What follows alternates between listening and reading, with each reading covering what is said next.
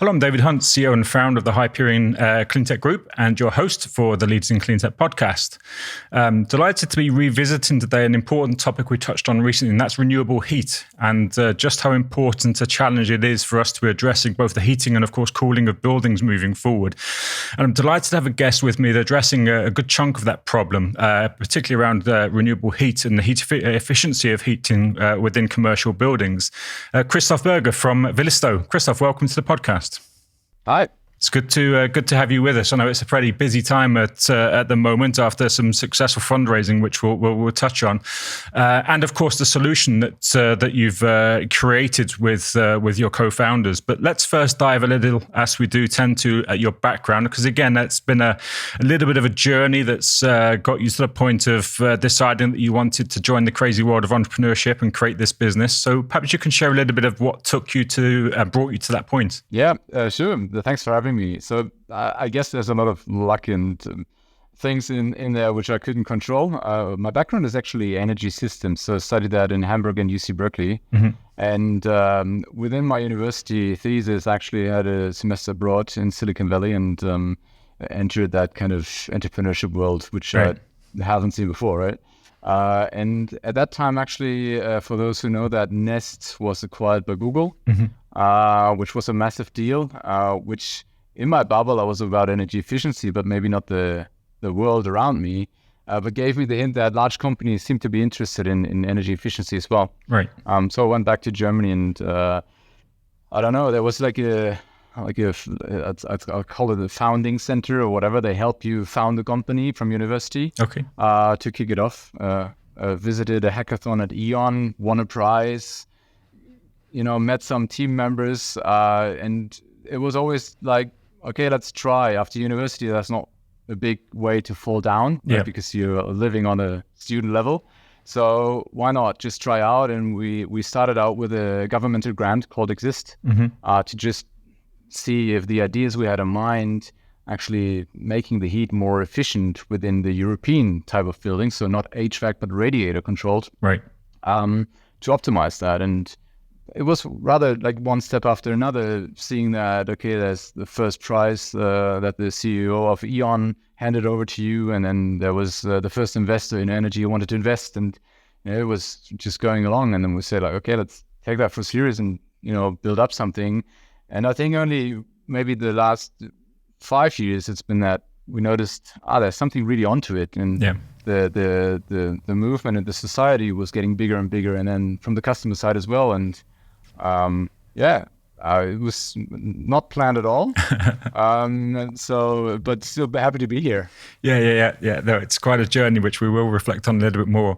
It's quite interesting, the point you make there with, as you say, the acquisition of Nest, and there has been some larger acquisitions and an understanding for those who have, large campuses or large amounts of real estate that energy consumption and energy efficiency is a massive problem. But still, it's always got I think in the press at least, a second showing compared to things like solar and obviously electric vehicles, more recently batteries and heat, as we keep championing, has been the kind of the elephant in the room a little bit. But now it's again coming back to the fore. You've just recently had an investment we'll talk about. But how was the journey once you kind of, as you say, when you start off as a student level, there's not too much to lose necessarily, but then you start to get some momentum. And I think I first saw you in maybe 2018 at Eco Summit pitching. So that was 5 years ago. So it must have been fairly early once you decided that this actually was, a genuine opportunity for you. Yeah, it is. Actually, it was 2017 to 18 or something. I pitched probably the one in London, and it's about gaining experience in every way, right? So. Mm-hmm. If you don't have too much of a clue as a first-time founder, which is you're not fully blindsided, right? But you need to learn a lot.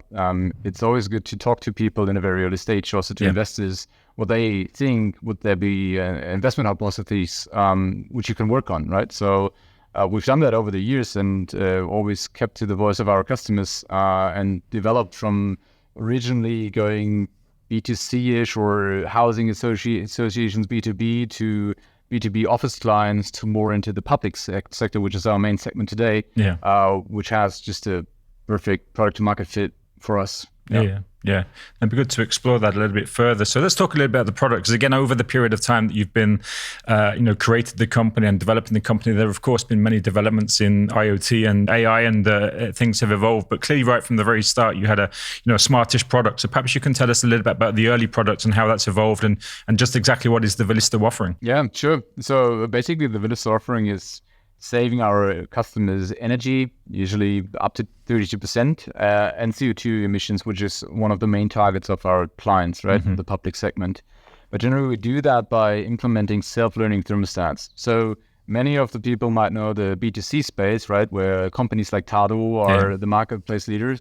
But as soon as you go into the B2B and B2G sector, you're not talking about, let's say, some kind of energy efficiency and comfort, but it's more of an energy management within the companies and the buildings. So it's at a way larger scale, and also the responsibilities for the building management is just larger in terms of what they spend on energy and CO2 emissions. And basically, the involvement was always that when I saw Nest, which I'd say it was the first learning thermostat, right? It had a motion sensor and learned when you're home or not. But the HVAC systems didn't control the outlets. It was just, central cooling generation and then just into every room. So looking back from my engineering studies, I was more about like finite elements, right? So you have to control every single room to make it really efficient. And the idea was to put sensors to detect occupancies within the device, because usually the acceptance of things like being observed or whatever the people feel like is because there are sensors on the walls and everything's watching me, right? So we put everything into the device, which actually made the business case even better. And from that point, well, some generations of hardware and so on, but we still have the same main offering, which is we turn down the heat when people are not in the office. So the idea behind is very simple, because we use the presence data, learn the patterns, preheat the room before you come, turn it down when you're not there, and save energy. Now you might think the building management would have done that before, right? Turning down, for example, on the weekends. But they don't actually, because they don't have sensors in the room, they don't have enough time, it's not their responsibility, and so on and so on. So basically, we see 90 to 95% of the buildings heating 24/7, which is crazy. It is. And it's something many years ago I used to work, again, also in headhunting, but with HVAC and building management services companies, systems companies. And like you say, on one hand, they were cleverer than what was before, but certainly by no means robust. And as you say, the amount of heat and light, for that matter, utilized in a building 24/7 when the building was shut so often. So how did you then start to address that market? Because again, I know your customers now, you talk about is mainly B2G and the public sector buildings, but initially was your route to market through utilities or through facilities management companies or direct with the end user? Yeah, so at the very beginning, we tried the end user. So back in the internet somewhere, you'll probably find a Kickstarter campaign, which didn't work out. So we switched. At the same time, we tried the housing association sector, but we noticed it's not a sector which you can really start a company from, because of user investor dilemmas and other things within that structure that don't work scaling wise really good at the beginning. So we switched to B2B because we solve a real problem, right? The people in the office are free riders. They use energy, but they don't pay for it. So they leave the heating on, right?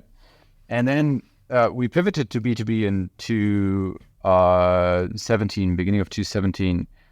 Had our first client directly there, and we over the time in 2018 to 2019, we noticed we're acquiring public customers, although we downgrade because of things like tender budgets, long time, leading times, etc.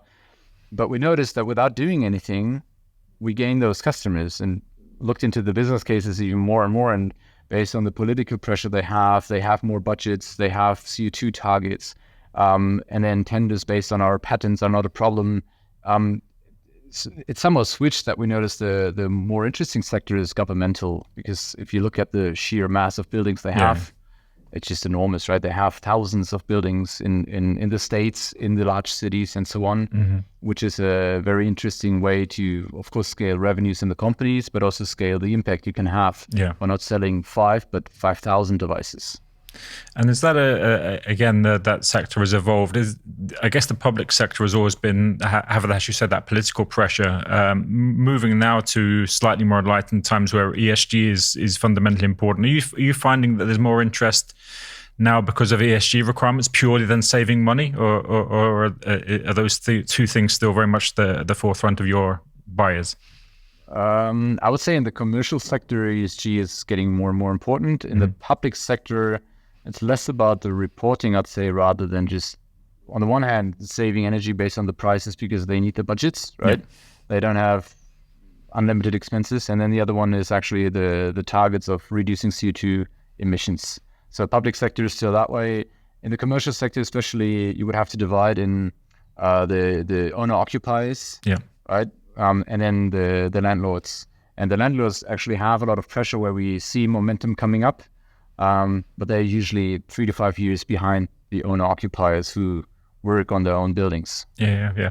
Just one thing that's interesting as we've evolved a lot of technologies and that access and utilize data, the value of the data as much as everything else. I'm just wanted to explore a little bit whether, because the thermostats are smart, whether you are utilizing and using the data that you collect to support your customers in ways other than purely the reduction of energy costs? To be fair, not yet, or we'll get there. But we did evaluate many things in the past because, I mean, you can think of optimizing the cleaning based on your room usage, for example. But when we look at those cases, we notice that not all of them have a very viable business case, right? But there are some which are in the vicinity of the heat management of the building, which are really interesting, where we dig deeper into. But currently, actually, to be fair, we have a very long lead list of, just working off the scaling. There's so much to do. So more to come. Much scaling. And again, talk about you had a recent investment by good friends of ours at Set Ventures. Anton Arts was on the podcast not so long ago. So a good partner for sure. So what's the plan from that A round for the next stages of the business? I think Set Ventures is probably one of the best investors we can actually acquire, right? Because they're mainly in the energy sector, digital energy, and that just fits what we're doing here. On the one hand, they have a lot of network, which is very interesting for us, but also, of course, money in the back end. The second investor was a family office here in Hamburg, which is very well known. And those two together are very interesting, playing part in that equation.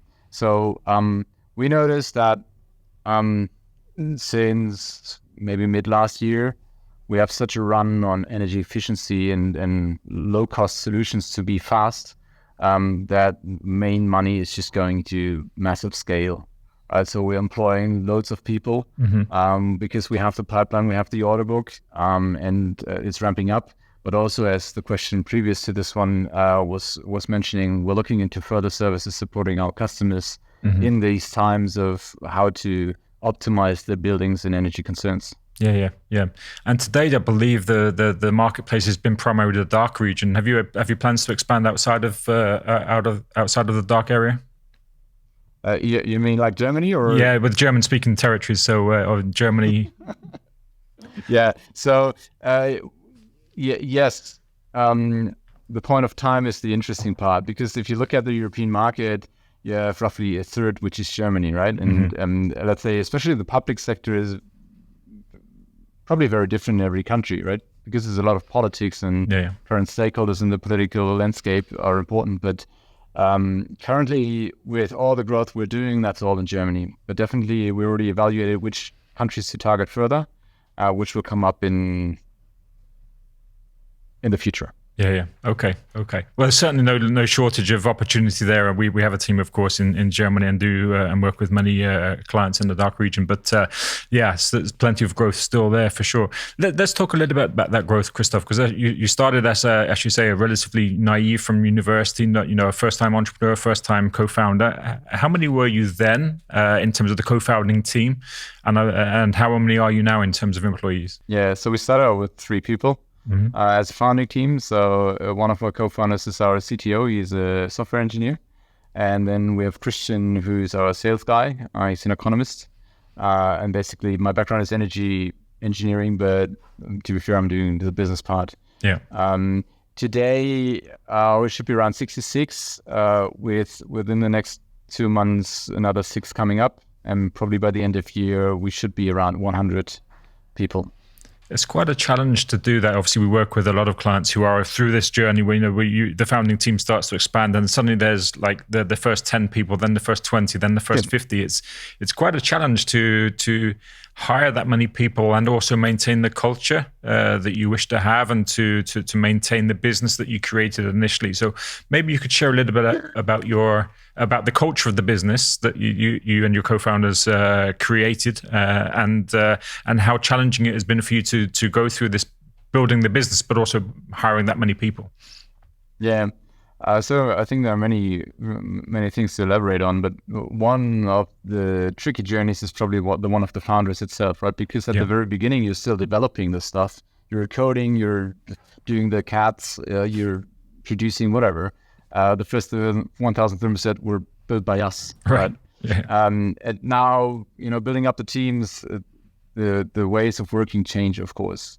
So on the one hand, I think Vilisto has a very interesting value proposition in the employer market, which is purpose, right? Purpose and impact. So you can have purpose without impact as well, but we have impact as well, which we noticed that people from all over Germany, but also from other countries of the world, address us and move to Hamburg for working for us. Right. So we have quite good traction there. Of course, I think it's generally a tense market in HR, right? So that's always tricky, but we do find people, maybe sometimes slower as we want, but that works out. Now, I think for the culture itself and to grow that culture also with a number of people growing, there's a lot of transparency, especially in decision-making necessary. Yeah. So the people understand why things are changing, and also they feel like things are changing all the time. It's not like I've been there a year and nothing changed, right? Yeah. It's a constant process. And sometimes when people come and have been working in a company where everything is steady, it's hard for them to get in at the beginning, because the decision they take today might be a different one in half a year. Yeah. It seems like I'm working for something which hasn't been used, but actually that's just a process. And company structures are interesting, how to scale them, and probably we don't have the final answer yet, because with every stage, as you said, with doubling or tripling the number of people, everything changes again, communication processes, etc. So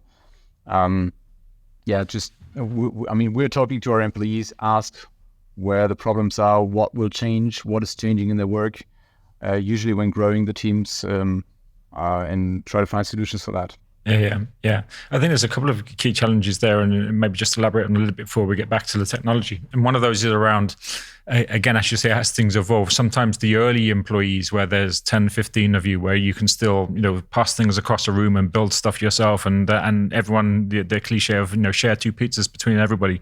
And then you start to double that. Sometimes the early employees struggle to find this the structure that you need to continue to scale, and some of the things you touched on there. Have you managed to have a good retention rate for those early employees that were with you in the more chaotic days? Yeah, actually, yes. I'm quite confident and happy with that.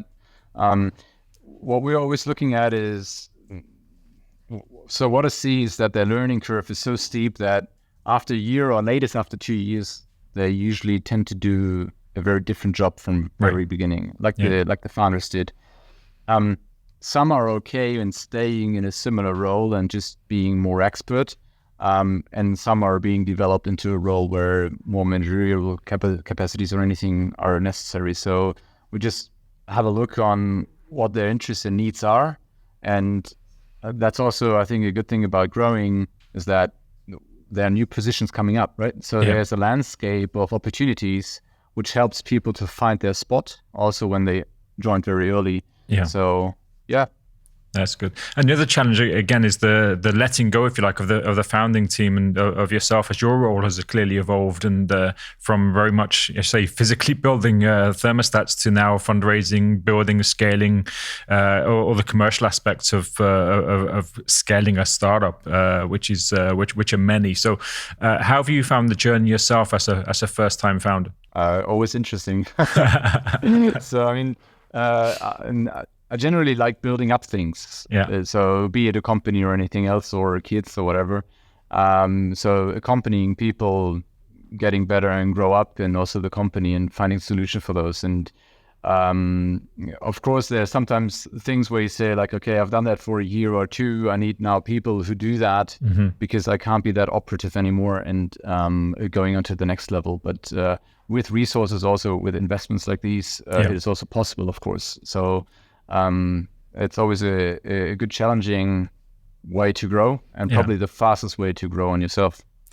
Cool. I know you had some grant money and some awards in the early days, but this was your first, I guess, the A round, the first big fundraise. How did you find them? What did you learn during that process that might be helpful for other founders to hear in terms of your experience and your journey through that first round of fundraising? Yeah. So to be fair, it's been our probably like a fifth round, but we've done that with business angels and smaller ticket sizes in the early days, because for hardware, you have some more iterations and loops to get there where we are today. So that's not just 2 years and done.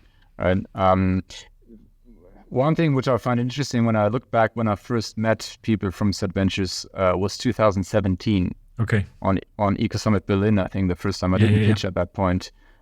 So that's interesting. We had touch points every year, and they, based on our timeline and where we've been at that point, we got a rejection quite often.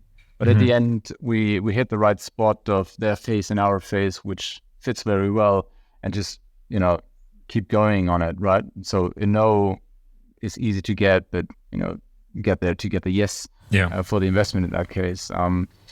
But generally, of course, everything leads to that only with a lot of preparation, right? You need to know your numbers, you need to know your business, your USP market. And what I've noticed is that the traction definitely is 80 to 90% of what your value proposition in the investment is. Right? So work on your traction, then you'll get good investors. Yeah, and they are good investment. And one of the other key things about them is the acknowledgement and the focus are also on not purely on software. So there's a hardware element as well, which again, I've touched on many podcasts, the importance of, software, of course, is fundamentally critical to our success, but you need stuff as well. You need physical stuff and hardware. So how is that evolving further now in terms of your business model as far as you're able to share? Are you looking to continue to manufacture? Would you license the product and work with other partners? How is the iterations of the product moving forward in the business model? Yeah, so in terms of the hardware, we use EMS providers for doing the manufacturing, right? So we're basically just buying the ready products managed by us, but still we don't produce ourselves anyhow. That will stay in that case, but we'll probably don't do any further hardware products. So now the focus lies on generating further software revenue streams by helping our customers with the data we have and or some more to connect with third-party hardwares, right? So we'll see how that evolves, but definitely is supporting our customers. If you look at the customers we have, as I said, they have sometimes more than 1,000 or more than 5,000 buildings. So it's not about the micromanagement of a radiator, but it's more of a macro management of a building portfolio. Right. And definitely the entry point thermostat and saving 30, and the highest one we had was, I think, 55%, is a very good starting point in the business case of sense, but also in entering the customer buildings. Yeah.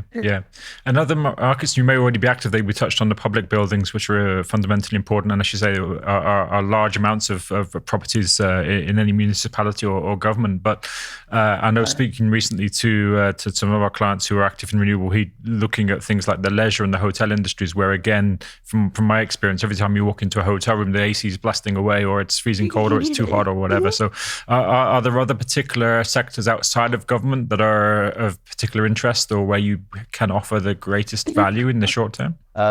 Yes, but basically only the B2B area. So large companies, right? So the thing is that the thermostat we have since, 1984 or something, so Danfoss-Heimer and so on, right? They're basically a commodity because you can put them on every radiator. It doesn't matter which business case or building they have, right? But as soon as you go digital, it's not the same, because offering it to a hospital, a hotel, an office, or a municipality are different cases in terms of technical requirements, but also in the case of the business. So we do governmental, which is also town halls, schools, kitas, etc. Right? Mm-hmm. But then in the B2B space, it is offices purely. Yeah. Okay, and again, there clearly is huge demand. Looking at, I guess, the bigger topic, and we touched on this in the beginning of renewable heat, sometimes not getting the airtime or the focus of renewables, of solar, of batteries, for example. And how do you see that changing? Do you find there's much more now an acceptance of just how big a challenge this heating issue is, and the sort of the amounts of savings and efficiency that can be brought through addressing this topic? Yes and no, maybe. So back in my studies in maybe 2010, 2012 or something, that was the main thing of my professor, right? They say we need in German, Wärmewende. I'm not sure if that's already internationally established, that word, but a heat transition, right? Because everybody's talking about the electricity side. Now, on the one hand, we do have a lot of more awareness on that topic, heat, I think. Also from discussions like gas last winter, right? How shall we be heating if there's no gas? On the other hand, as we're electrifying a lot of the industry, heat will become less interesting because we're working on the electricity side, right? But there will be things and parts where heat will remain a very important role. And so it should also get the attention it needs. And from what we see is, if we have in Germany 300,000 public buildings, changing them the way to heat pumps will take decades, right? 20 years, 30 years, whatever. And some might not be suitable. So that is a transition where you also need efficiency like ours. And especially even if you change the heat generation unit to an electrified one, you will be you will have to consider how to use that energy as well. You can't be wasteful with the renewable energy, right? Exactly. So the best way is actually to reduce the energy consumption, then change to electricity, because you need a smaller heat generation unit based on your needs, and effectively use that energy being produced there. So the heat will still be important. Probably can still get a bit more of a push. Yeah. I think again, despite it being a horror show, the situation in Ukraine and the gas situation last winter, and I think this next winter coming will be difficult as well, which brought a lot of attention to companies like yours who are doing good things in a reduction of the need for gas. But clearly, as you say, it's not going to be something. The transition won't happen overnight. But we are moving away now, fortunately, to things like infrared heating and heat pumps, as you mentioned. Do you see a future where you are able to evolve the product and the offering where perhaps the savings may be less obvious or immediate, but there's still going to be significant savings, as you touched on, because it's still so important not to waste, the solar power, the wind power that we're generating from elsewhere. Yeah, so I definitely see the needs for our services and products in the future, also the next 40, 50 years, because as I said, you can easily maybe exchange the heat generation unit to a more renewable source, but not really anyone will actually accept the Swiss people. They have enough money maybe, but they won't tear apart the whole building, rebuild it to have other distribution channels of the heat, right? So put in electric heaters everywhere. This might be a thing coming in flats or whatever, but in large office buildings, you would have to, strip the whole building and put it back in. And that's just too costly for the companies in the public sector. I mean, they usually have very old buildings. So that, for us, that doesn't make much of a difference. It's just about the heat that is being provided, just use it energy efficiently, and we'll provide that, yes. Yeah. You talked before about the importance of knowing your numbers going into your fundraising. Perhaps you can share a little bit about what is the addressable market and just how large an issue this is, certainly obviously globally, but specifically across Germany and even just across Europe, even just across Germany, of just how much heat is wasted from your sort of, investigations or your understanding of the marketplace. Yeah. So basically, it's just vast numbers, right? If you just look at, let's take it from number of radiators, because that's the one we're equipping, right? Mm-hmm. You talk about a 3-digit million number of radiators in Europe. So 120 million devices which you can deploy. If you take that on a time scale, you see that, for example, Tado, I think, reached 1 million devices after 10 to 12 years, somewhere around that. They tripled last year or something because of the energy crisis, but still 1 million is just the beginning, because in the residential space, you should have more than 500 million radiators. So the sheer size, and that's just Europe, right? It's just enormous. And you have the same heating system and typics in North America and South America, North China. So the distribution systems are very similar everywhere. And the companies serving those, for example, the valves, etc., are the same ones everywhere. So it is massive. And then also, if you look at the global energy consumptions, let's say, of the sectors, you see that, especially in Germany, the building sector is always the one being lagging behind of their targets, right? The only one which fails at every time, just because it's very hard to reduce energy consumption, especially in settings where you affect people's comfort sometimes, right? Yeah. Because they feel like something's been taken away from them, which is not the case in our case. We have the same comfort, but if you just multiply the millions of devices by a standard kilowatt hours per radiator, the number is very long. Yeah, I can imagine. And going back to that point, because clearly you're very much a mission-driven, purpose-driven organization. So I guess to some extent it's relatively easy to get a grasp on the amount of impact that you're making as an organization as you start to transition or start to implement more and more of these thermostats. Yeah. So you're looking at numbers, or? Yeah, just in terms of it's good for you as a team, and perhaps to even share to your investors and to your hires the scale of the impact that you can make as a business in this addressing this topic. Yeah, I mean, it is one of the core values of our company, right? So the whole organization is built up on it.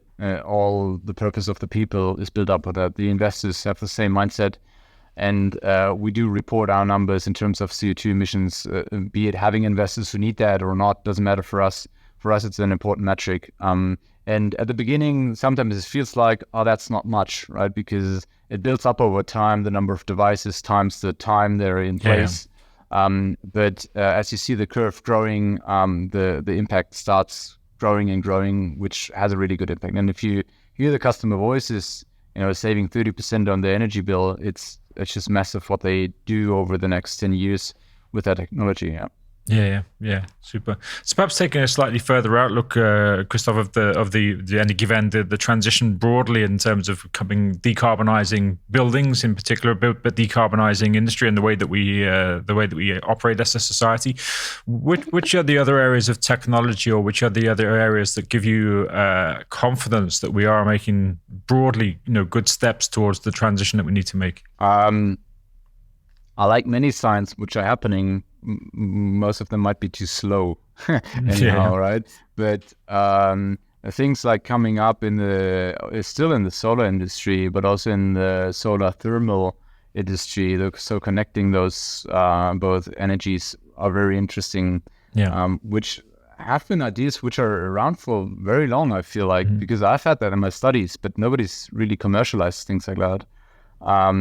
And also, if you look at political frameworks, that in Germany, they want to have the municipalities plan which buildings will be adopted to the district heating net in the future. Right. Now we have to decarbonize the district heating net as well, but still it's good steps towards the right way of thinking interconnected, right? There's a quite nice project in Germany, in Darmstadt, which we're part of, where companies and municipality companies are working together, like the waste fireplace takes the heat and brings that to the industry partner next to it to heat the buildings, and not just waste the heat, right? So things like that are very important and are needed.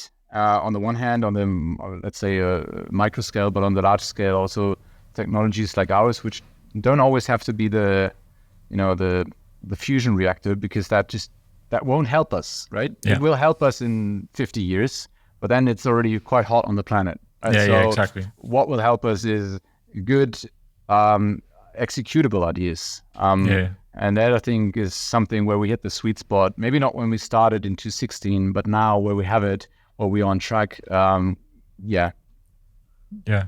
Yeah, it's interesting you pick up on that point, actually, because I think just 2 or 3 episodes ago, we had another Christoph Williams from Naked Energy, which is a solar thermal company. And it was interesting because when I started in the solar journey, my own, it was 2007. And if you went to things like Intersolar, everything was thermal and there was maybe some PV in the corner. And then for obvious reasons, things just switched the other way completely and solar thermal fell into the background. But it's good that, as I say, just the general know-how understanding of heat through things like the Vilisto product and solution thermostats, but also through solar thermal that we can address. And I guess you say the recirculation or the utilization of one person's waste heat is another person's, product, if you like. So it's getting those thoughts, which aren't always easy because heat's not as easy to move about as electrons, but there's much more that we can and should be doing. Yeah, sure. Yeah. So it's great to hear a little bit more of the journey of the company. One thing that's, again, we touched on in the beginning, you have a focus on the dark region at the moment, and we have a GmbH based in Germany because there is so much good stuff going on there. Do you feel that there's a particular reason for the startup ecosystem to be so vibrant in Germany, which in some regards is not necessarily the most entrepreneurial countries when you look at, you had your time, of course, in Silicon Valley, which is at the other extreme, but yes, there is a really strong clean tech ecosystem in Germany. So on the one hand, the comparison to Silicon Valley is quite interesting because I'm from Hamburg, and Hamburg is definitely not Berlin, because you would say Berlin is very vibrant and there's a lot of happening, and then from Hamburg you might hear not as much, but actually there are quite well hidden champions down here in Hamburg in various sectors. On the one hand, if you look at the entrepreneurial background of Germany, I think there was one wave of entrepreneurs maybe 10 to 13 years ago, which is a lot of Rocket Internet and other companies are joining those, which have been successful and which are now transitioning to funding climate tech. So this might be two things here. The one is actually building up an entrepreneurial mindset within Germany. Yeah. Currently still in the phase of, I'd say, people studying, not too much in school, right? We'll hopefully get to there. And on the other hand, actually, the climate tech scene growing up because the successful entrepreneurs of the last decade are now financing exactly those topics, which hits the funding and the right people at the right moment. But still, I think there could be more. If I look around, I think Hamburg does have some quite good ones for energy and climate tech, but I could probably count on 2 hands, which are, if you want to look for an employer where you would go for, right? So the other ones are still there, but maybe it's still too small and not scaling or didn't find a product to market fit yet. So there could be more. Yeah, we have a few clients at Energy Nest in Hamburg. I think obviously Philip Schroeder is from 1,5 is clearly based out of Hamburg. I think going back to your last point, the recycling of both the money and also the knowledge from these earlier entrepreneurs is really an exciting thing. And people like, for example, Christoph Ostermann, who the founder of Sonnen, as you know, is now obviously an angel investor and sits on a lot of boards of companies. So there's that, I guess, the sharing of the wisdom as well as the money from those earlier successes, which is starting to trickle down. Yes, definitely. I think that's very valuable because it's just, you learn from the ones who've done that before. But now if you look into climate tech, the very, very early ones, if you also look into funds that might be like 20 years ago where they started in the 2000s, there was not much happening. So there are not many entrepreneurs who've been successful in the climate tech space because that hasn't been the market then, right? Yeah. So you have pioneers like Ostermann who've done that. And open up those spaces, which is very important because there's still quite few knowledge around in terms of growing into climate tech, but also growing into hardware in these topics. Because the last years was always software. Yeah. I think that's a good thing that's come back. There is that acceptance that the hardware is the critical part, and digitalization, as we said before, is critical and fundamental, but is not the only. We can't solve all the problems with software. So it's good to see that transitioning back to being something of acceptance, both with startups, but also, of course, more importantly, with the VCs that then fund or are more willing to fund those slightly longer duration companies that come to afoot. So listen, it's been great to spend some time with you. Are there any sort of particular learnings or experiences over the 7 or 8 years that you've founded the business that that you've, I guess, the biggest challenges and also the biggest rewards for you personally that during that journey so far?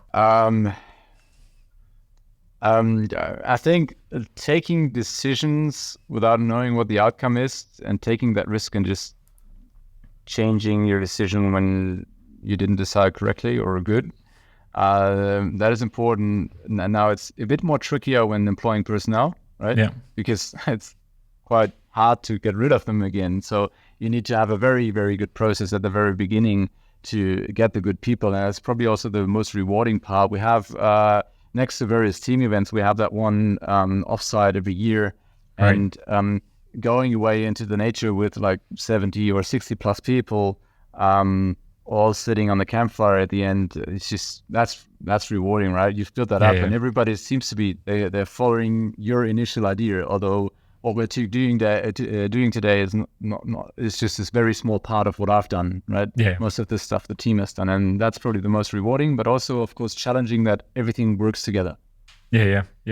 No, absolutely. We're a little bit smaller than you guys, so we have a quarterly offsite, and it is absolutely one of the most rewarding parts because to get everybody together to share the mission and to share the journey so far, and to, as you say, learn from everybody, and to make sure it isn't just you that's the driving force, but you channel the intelligence and the passions of the team around you. So that's cool to hear. What we'll do, we'll make sure that on the episode page, Christoph, we point people in the direction of Vilisto so they can find out some more. I know there's some videos on your website, etc.